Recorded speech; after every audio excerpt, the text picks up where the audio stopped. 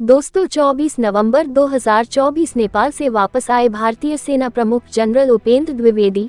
गोरखाओं की भर्ती पर बना सस्पेंस, अग्निवीर या चीन वजह क्या है पूरा मामला, आइए समझते हैं। नेपाल दौरे पर जनरल द्विवेदी ने वहां के राष्ट्रपति रामचंद्र पौडेल, प्रधानमंत्री केपी शर्मा ओली, रक्षा मंत्री मनबीर राय और नेपाली सेना प्रमुख जनरल अशोक राज सिंहदेल से मुलाकात की। भारतीय सेना प्रमुख जनरल उपेंद्र द्विवेदी नेपाल की 5 दिन की आधिकारिक यात्रा पूरी कर रविवार का स्वदेश लौट आए।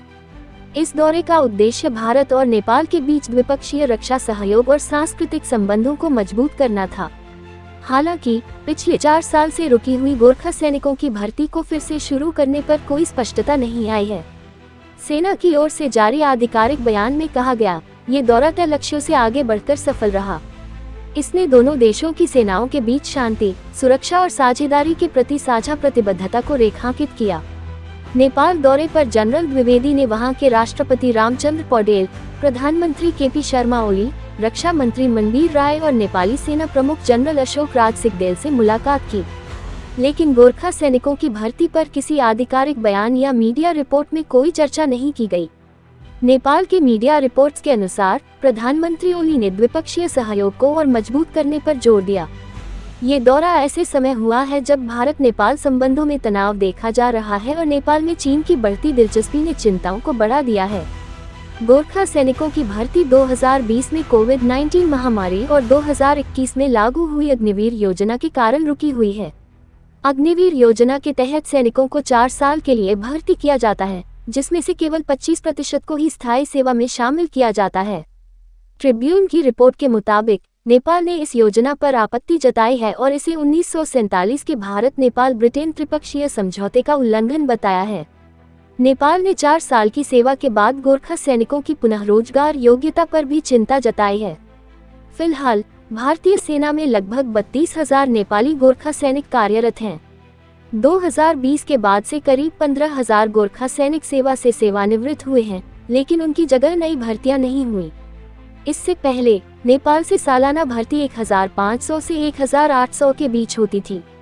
स्वतंत्रता के समय गोरखा बटालियनों में 90% सैनिक नेपाल के थे और शेष भारतीय थे। वर्तमान में यह अनुपात 60-40 है।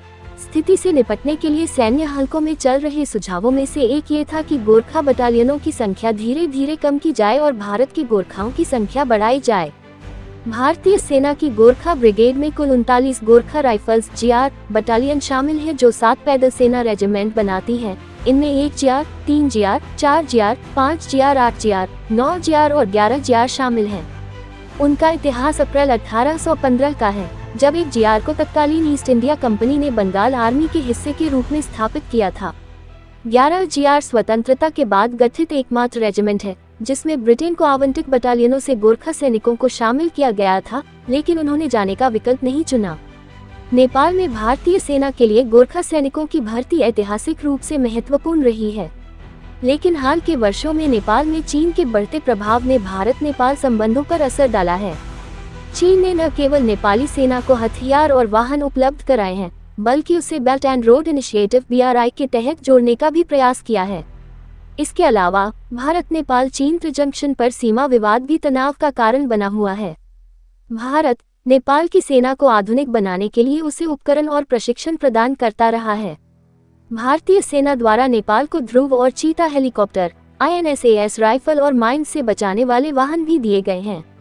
नेपाली सेना प्रमुख को मानद भारतीय सेना प्रमुख का खिताब और इसी तरह भारतीय सेना प्रमुख को नेपाली सेना के मानद जनरल का खिताब देने की परंपरा दोनों देशों के ऐतिहासिक संबंधों को दर्शाती है। हालांकि जनरल द्विवेदी का दौरा सफल बताया गया है, लेकिन गोरखा सैनिकों की भर्ती को लेकर जारी सस्पेंस भारत नेपाल रक्षा संबंधों में एक महत्वपूर्ण मुद्दा बना हुआ है।